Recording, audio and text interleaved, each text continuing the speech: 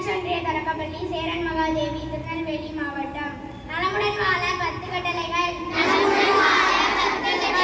காலையிலும் இரவிலும் கை துலக்கிடு, சோப்பு தேய்த்து தினமும் குளித்திடு, சுத்தமான துவைத்த ஆடைகளையே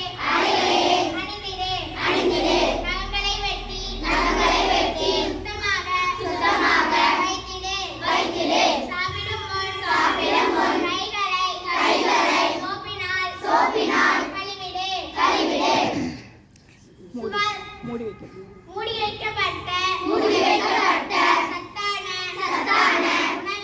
உணவையே சாப்பிடு. காலணி அணிந்து